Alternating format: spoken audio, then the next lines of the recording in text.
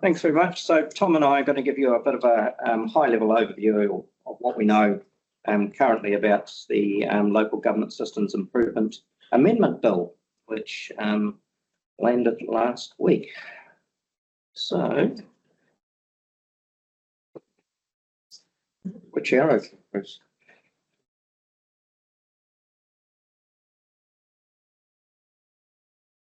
Oh, yeah, we'll use that instead. Okay, so as you know, Cabinet Paper 8 last year signalled that there were a number of changes coming to the LGA, and the bill that we now have reflects many of these changes. It was introduced into Parliament on Tuesday of last week, first reading on Thursday of last week, and it's now at Select Committee. Will be considered by the Governance and Administration Committee. Things are moving, so that date in front of you there has now changed. So it was correct when we wrote this on Monday morning, but it's now changed to 17 Jan.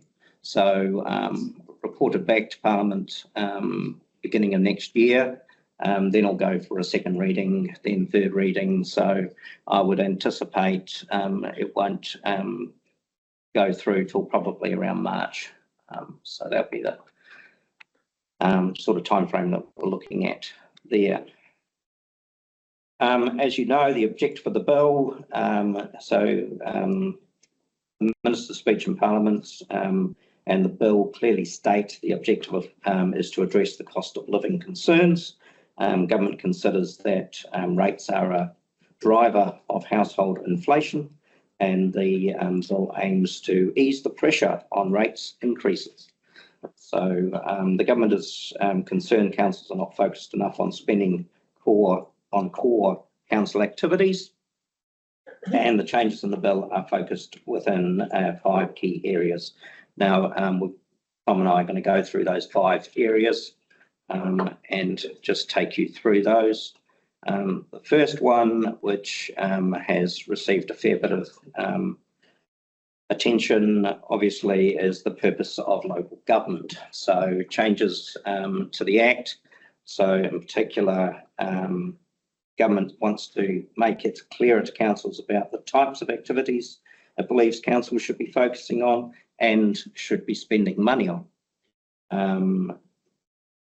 Bill removes the reference to the 4 well-beings, so I think that's been pretty well communicated.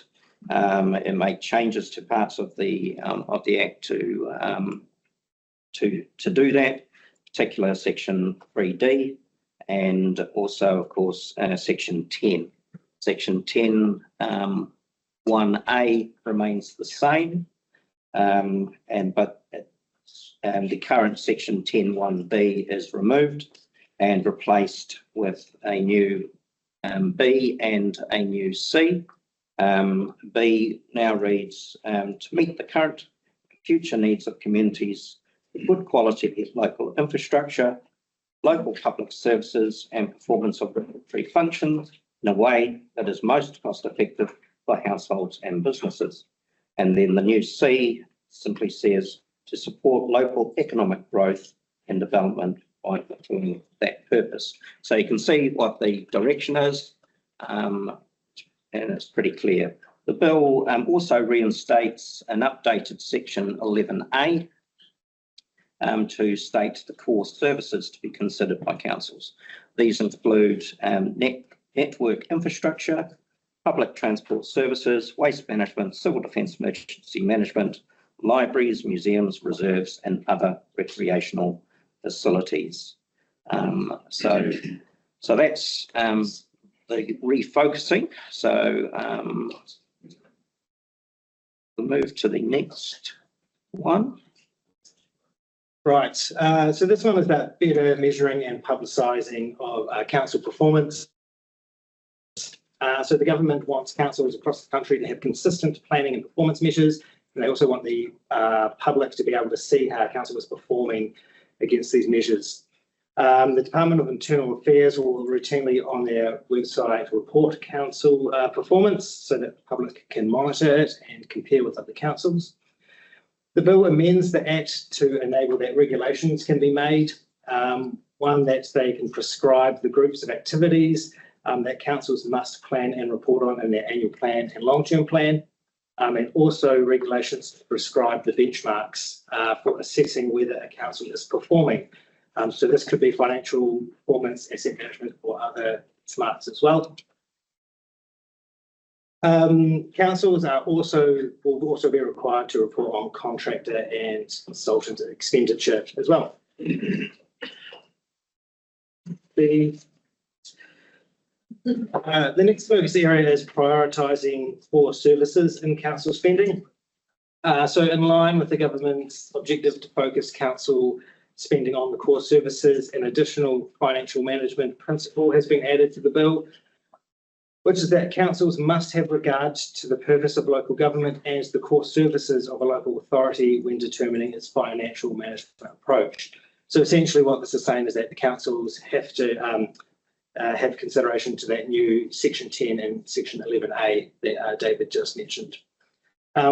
On this one, we also note there's been the discussion around rates peg or rates cap. And just to note that this bill does not have anything in it that has a rates peg or rates cap.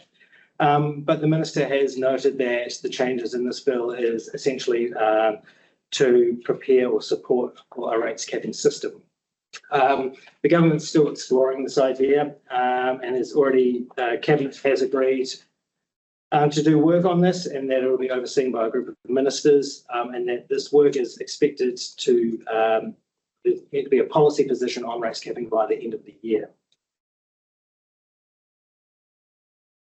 The next focus area is strengthening council transparency and accountability. So essentially the policy changes in this focus area relate to how councillors and council staff work. So the government wants clearer public expectations of elected members and council staff, and want to support elected members to effectively represent their local people. So these changes include having a standardised and binding code of conduct, and this would also apply to community boards, and would also have have standardised standing orders that would be developed by Standards New Zealand.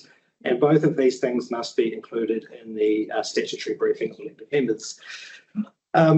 Also, other changes include requiring the Chief Executive to ensure that elected members have access to the documents that they reasonably need to perform their duties.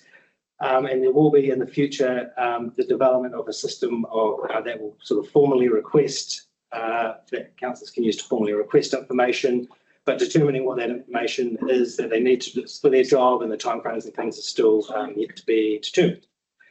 Finally, on this one, there are also two new governance principles that local authorities should foster the free exchange of information and expression of opinions by elected members, and also a responsibility for elected members to work collaboratively. And the fifth and final focus area of the bill is around providing regulatory relief to councils. So the idea of this is to provide greater efficiency through either reducing or clarifying some of the regulatory requirements that councils have. So these include removing the mandatory requirement for 6 yearly service delivery reviews. So these are the Section 17A reviews. They'll no longer be mandatory but discretionary. Clarifies that an interim or acting chief exec can sign for lending arrangements. It also clarifies that third-party contributions or capital projects for which development contributions are charged can be targeted to specific cost drivers. It removes the requirement for council to consider the relevance of tikanga Māori knowledge when appointing CCO directors. And it extends the maximum length of a chief executive's second term from 2 years to 5 years, which aligns with what happens in central government chief executive reappointments, and to allow for well-performing chief executives to continue. Other changes that have also been flagged, future work, just to flag those, is that in the future the government has said that they will review the LTP framework, reduce auditing requirements for the LTP, and also there'll be a broader review of council planning and reporting. So, it's next steps. So we're currently working through what all this means for council. So some of the cabinet papers in relation to this bill were just released yesterday. So we're still working through the details of what this all means. And over the coming weeks, we will seek the views of the different units across council. We intend to put forward a submission to the select committee on this, and we'll bring that back to council before we do that. Just to note that the submission dates for this bill have not yet been announced, so we don't actually know when the submission will be due. So currently working a little bit blind on that front, but we will intend to bring back our submission to council. Submit it. Yeah. Questions? One. I'm going to go really fast because I know Phil's not ready. Do we have a number on the percentage of rates that contribute to non-core activities? Not off the top of my head. It's overall, because 85% is on transport. But could that be produced in our submission by saying these? The next one. Yeah. So That's correct. Yep. Going fast. Are non-core activities inclusive of community funding? Sorry, As the minister saying that community funding is a non-core activity? it's not in the list of the 5 things that are part of the list. But if there is a proven ROI, then it could be beneficial potentially No. for development. It's not one of the 5. No. Okay. We'll look at it, but I don't. Yeah. Okay. There might be something we can probably work towards. Are there any potential returns to council through GST or offsetting mandated law that they put upon us like consent? Nothing bill. Okay. I'm going to send you guys some stuff. And then the last one is around the contrasting part. One of the slides talked about the standing orders. Right. And then freedom of expression that seemed quite contrasting. Did they define a bit more in how that's to be put in place, or is it still coming out? It's not still to come out, yeah. We're working on updating, so there are some standards New Zealand to update the current standard that's used for the standing orders, essentially. So once they do that work, we'll work about that. Cool. Thanks. Thank you. So can I just start encourage, as part of any submission, that's something that we should be asking for and supporting very, very vocally, is anything in the bill that can help make processes easier for council. Like even things like as simple as yellow lines, you want a meter of yellow lines, detailed engineer's report, formal consultation, you have to prepare a report with the impacts on Mount Benua. But there's so many things. And yeah, this bill is a really rare opportunity to potentially streamline some of those council processes that have been a nightmare for us forever. And yeah, we should be coming out very, very strong in support of those kinds of things to make our job easier. Thank you. Celeste? I'm struggling a little bit with trying to understand what court services because it's such a simplistic thing. So talking about housing versus unlocking land for housing, because it doesn't solve housing issues, we just unlock land. So is there going to be more detail about what the definition of core is? Because I think in our role, we get told when this comes up, like public, oh, return to core. So then you say, well, what is core to you? And people say, well, you know, it's like the stadium. Is that core? I don't know. But it becomes difficult for us to explain to people what core is because if you start to, pull little, things off the thing, you get to the thing at the bottom, make any sense. So this is writing submissions for. Well, and Absolutely. I don't know if it's really, but the final one, when government pushes costs onto council for things that are outside core business, like, I don't know, changing signs from fixed to variable, is that core? Like, how do we then start going, well, actually, that's what I read. Yeah, I guess the comment I'd make on that is that the bill is intending, the minister intends to Public transport. narrow Yeah. what councils are spending money on by listing, having those 5 things listed. I think that'll be a part across the country about what core services is will be a big part of the debate, and whether that, I would imagine that'll take, be part of the select this time. What it We is. spend a lot of time on that one. Yes. I don't think it's going to be agreement over what constitutes as transport. It's in public transport, so everything outside of that, is that fit? Well, there'll be parts that narrow things down. There will be other parts that open things up. So look at the principles, I think section 14 starts to open things up slightly. So so these are the things we need to sort of work our way through and to try and get that clarity so that we can. Only because the elections clause, so it's not saying you can't do that, because this comes between years of government starting. Could make you speak on. It's not saying you can't do them, it's just saying council should focus their attention on core services. Yeah, John. So yeah, of course, and just remember, of course, this is the introduction of the bill. We've got a process to go through, and there could be, you know, those changes that come through that process. So if council's going above rates cap on stuff that was outside of that core stuff, where does that, is that? Well, we haven't got a race cap. Yeah, but all the legislation that does come here at some point, right? Affects council and stuff. Well, Okay, thank you, Celeste. Pauline? Oh, look, I wholeheartedly agree with Celeste around the definition of reward. It's very, very vague. So, and I think really it would be really good to include in our submission the cost to council of this submission, I think, and other submissions. No, seriously, because I think they need to know this is an imposed, you know, government mandate. And the other thing that I'm talking about is to refocus on the cost effective of infrastructure and public service, which we currently do through our 17 aid reviews. But at the same time, they're telling us we don't have to do those anymore. So then once again, we've got this oxymoron thing going on. So how would that be monitored? well, it's optional, isn't it? Yeah. So the commentary around the 17 aid reviews has said they've had feedback from some councils that essentially they do a lot of that stuff anyway as part of the other processes. And so what they're trying to do is saying you don't have to do it if you don't want to, because you're delivering it another way, essentially. Yeah, but then what in your view is the best way for governance to have oversight over that cost effectiveness? That's something. Well, I think, Yeah.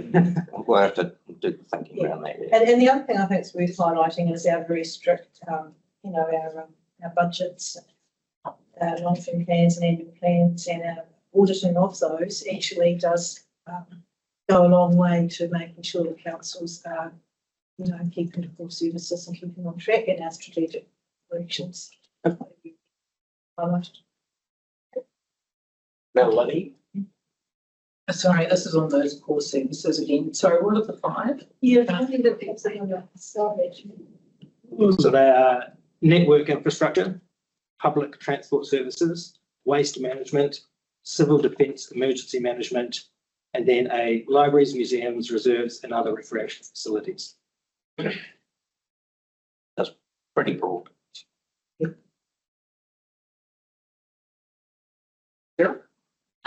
Thanks. I think I agree with Tyler that I think we need to be specific about some of those things, like actually, like for example, community grants, and things that we value, such as community housing, those kind of things, as being what we do as a council, and we do them because our communities want them. And I think that adding in those examples and then putting in the data that we have on the BTRs, so we know, for example, that for every dollar we spend in the community grant space, there's kind of an $8 return for the community. Those kind of things. And I think that putting some of those in there would be really good. We need to know what they expect of us by way of justification for things when we're doing our financial stuff. Do we need to provide a rationale when we're doing our planning, or the fact that these provide an economic benefit, for example, that kind of thing? The minister talked at the conference about potential if councils wanted to go beyond the core, that they would have to do some sort of referendum with the community to approve that additional funding. So some clarity over what that might look like. So a formal referendum is, you know, a piece of paper in everyone's letterbox that's very expensive to run, or is it just part of a regular consultation, which is what we recommend, and recommending that way, I think would be really good. Yeah. Thank you. So. And lastly, I won't say the name, lastly back. Thank you. How does the likes of the Capital Endowment Fund come into this. So that's something that we don't have to charge as rates cost, but it's, you look at the genesis of that fund. So we are spending the interest that's accrued from that. Can we determine how, can we continue to determine how we spend that on, say, non-core activities? Please, seek some clarity on it, because Yeah. it's not an impact. If this is all driven by the cost of living, then this is not something that impacts it. Yeah. So some clarity. Okay. Can I just clarify, there'll be a more detailed briefing on the submission? Yeah, The staff will come back and they'll have more detail and be able to answer your questions. Once we know the timeframes, we can map out a bit of a process. Our intent is to engage with you, obviously, and to have a longer session, and to get your views. But at the moment, we simply don't know what the timeframes are, so it's hard to draw that up. Call it grey areas. Cool. Brilliant, thank you very much. Thank you. We wait to go. Item time. Oh. Major Mark. Yeah. 1 minute. 1 minute. No pressure. Sorry, Mark, I didn't realise that you were. That's right.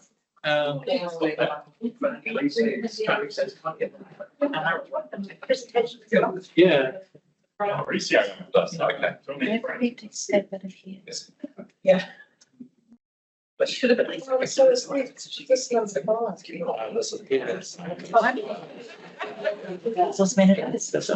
Well, at this place, you don't want to run around. You've already heard quite a bit about RM stuff so far today, so we'll see what Yeah, I know. Oh, yeah. Thank you. Is that all right? Yeah. It's all brain influence. I'll keep this very brief. Conscious that I'm eating into your lunch break. Tom,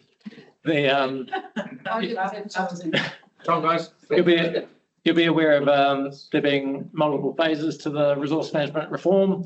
We've seen phase 1 with the Fast Track Approvals Act, which is standalone from the RMA. Phase 2, which is amendments to the existing RMA or national direction in the context of the current RMA. And then phase 3 will be replacement of the RMA with 2 new acts that I'll come on to briefly talk about. Also worth noting that alongside these changes, there's also national discharge standards that are being introduced for councils up and down the country coming into play in September. In terms of what's currently live, the Resource Management Amendment Bill 2, that's what you heard about the opt-out in the context of this morning. That is that amendment bill is anticipated to be gazetted late August. In addition to the MDRS opt-out, noting that is the only aspect of housing growth covered by that. There's also the announcement of stop to plan changes that Mr. Bishop announced last Wednesday. So that's being put into that amendment bill, which is due to be passed by end of August. You've also heard about packages of national direction that are there's been briefings on, and tomorrow you're receiving a report to discuss on the submission on packages 1, 2, and 3. And the following week, you'll receive a submission to council for approval on package 4. So in terms of last Wednesday's announcement, still awaiting further details, but the headline is to stop councils from progressing unnecessary plan and RPS reviews. So it doesn't just affect this council, it affects councils up and down the country. What the objective is to stop councils initiating full plan reviews like we did up until 2017, which cost tens of millions of dollars, and to pause on work that's not necessary to enable us to focus on preparing plans to replace the current plans we have. That those new plans would be required under the legislation proposed to replace the RMA. There will be some exceptions that have been signalled, and there's already been defined in a fact sheet what will be automatically exempt. That includes intensification planning instruments. So plan change 14 still continues. Private plan changes continue. So we've got currently 4 applications for rezoning of land around the edge of the city, so they'll continue.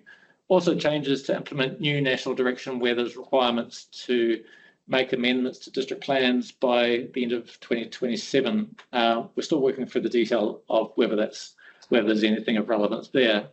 And the last automatic exemption relevant to us is where proposed changes relate to natural hazards. And I've noted examples there on the slide of plan changes that we have in train that are about natural hazards and management of the risks. If it's not within those criteria for an automatic exemption, then we need to apply to the Minister for an exemption. And applications for an exemption must be made within 3 months of the bill being enacted. So assuming it's enacted the end of August, we've got until end of November to apply for an exemption and which plan changes we want to be exempt. So before time passes too quickly, I'll come back to you seeking a decision on what plan changes we apply to the Minister for an exemption on. That's important for you to understand what you obviously want to see exempt, but also what you're willing to not apply for and therefore stop. Work can continue in the interim on plan changes where a hearing's been held, so plan change 13, which was heard last month. Also work before notifying a plan change. So the Minister's been clear in the fact sheet, we can continue work on plan changes 20 industrial, 21 central city noise, but we can't notify it for submissions until we've got that approval for an exemption. So we're proposing on those 2 to continue work with the expectation that Council will agree to us applying for an exemption for those 2. Others, it remains to be seen, but we'll test that with you in the very immediate future. Last point to note is there is further guidance that's signalled over August and the coming weeks, so we'll share updates as they come. As I said, that stop to plan changes is in the context that the Minister wants us to focus on moving to have the transition to the new legislation to replace the RMA, and this is not new. Last September, an expert advisory group was formed by the government to provide its recommendations on the system to replace the RMA, and that expert advisory group advised the government in its final report in March. The Cabinet agreed with the report providing a foundation for or a workable basis for the new planning system, but the details remain to be seen, and we can only advise at the moment on what the content is of the EAG's report. Most notably that the RMA would be replaced with 2 pieces of legislation, the Planning Act and the Natural Environment Act, and then cascading down into 1 plan per region. So rather than 10 district plans across Canterbury and a regional policy statement produced by the Regional Council, there would be 1 plan which would capture all those district plan rules together in one. There may still be bespoke or specific rules for different districts, but they're seeking to consolidate the number of plans that exist. Also worth noting that there's a spatial planning component to that. So when a plan is prepared for Canterbury, they're requiring a spatial chapter as such, which sets out how and where we grow in the long term. We've got the benefit in Greater Christchurch of a spatial plan, so we've got the framework there, and for our submission, we're seeking recognition that existing spatial plans like the GCSP can act as a strong foundation without starting from blank sheet. There'll be from 2027 a need for us to start preparing a combined plan with the Regional Council and with the other territorial authorities across Canterbury. Before that, though, late next year, we expect the bills to be gazetted, the Planning Act and the Natural Environment Act. Shortly after that, or in parallel with that, the government is going to develop national direction to complement that legislation, and that will provide standards and seek to standardise zoning limits and seeks greater standardisation of rules across the country, giving less discretion to each council to develop their own rules. So they'll have a set list of zones that we must apply, a set list of, for instance, standards that they may consider appropriate, for example, a height limit in all residential zones, but time will tell on that. What's key is that the bar will have to meet a threshold to justify us having this district having our own specific or bespoke rules. And so from 2027, we'll start developing those plans in the context of that national direction, with a view that they are then being implemented from as early as 2029. And at that time, there'll be new compliance and enforcement tools coming in. Worth noting that there's other structural changes proposed, for instance, regionalisation of compliance and enforcement functions that are overseen by a national agency. And so the reforms don't just have implications for the planning documents that we produce, but also the work we do, the resourcing. So we'll need to report back to you in the future on what that looks like in terms of implications for council, in terms of capacity and what role we have in that new system. So that's a very quick snapshot. Thank you, Mark. Got a quick question. Pauline, I just wondered, is there any cost to us of stopping any of our plan changes at the moment? I mean, there'll be some costs of work that was spent to date on plan changes that we may not continue, but I'll report back on that in more detail once we come to you with what will be applied for an exemption on. So you would come back with what those sunk costs are? Certainly we can advise on the cost to date, yeah. please, then Yanni, then luck. Well, good to hear there's the opportunity for a potential exemption on PC 2021. We need to continue what we've been doing. But one of the things in my mind is, how does this change relate for things like the airport noise contour and the updating of that?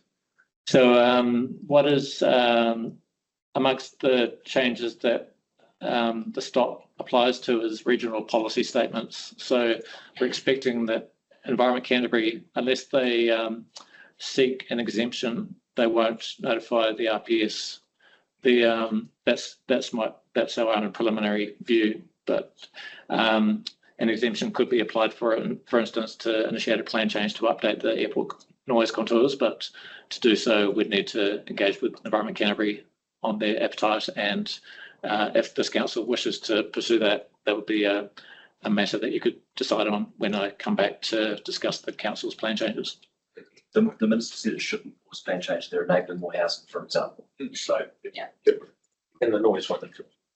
Yanni, please. Yeah, so the industrial residential interface, I mean, that's actually a nice residential, and yet that's going to be put on hold. This will be an exemption.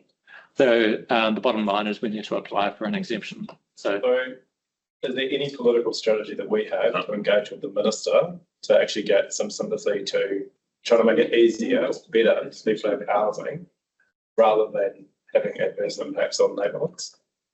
Like, is there, like, I think it's a question maybe for us at a governance level, but like we should be meeting with local members of parliament, talking to ministers, trying to get some sense into what's going on. So is there a way that we can kind of do that as part of this process? Or just apply for an exemption is probably. No, but the point is that we just apply for an exemption. We've done it in the past.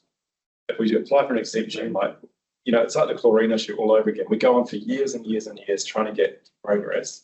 We actually need a political strategy around lobbying central government to get favourable outcomes for us as a city and for our community. Probably a wider question. So like when are we meeting with government MPs? Have we had a meeting recently, or is there one scheduled? I haven't seen, we haven't got anyone coming down. While have we? Mary? Like I can suggest that would be a good start. Let's get a briefing note around some of the key things. This is sort of hot off the press, it's only so old, a bit like the one prior to it. But the problem is that we keep getting these Wellington and Auckland-based solutions in place on us in Christchurch.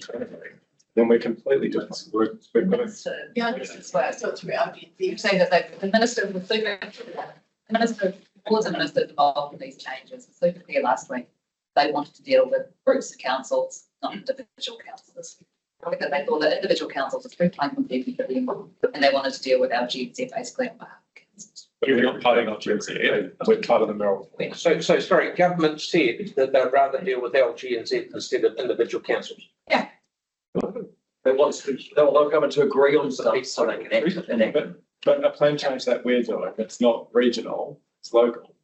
And we want to get an exemption. That needs our own local process to escalate with MPs.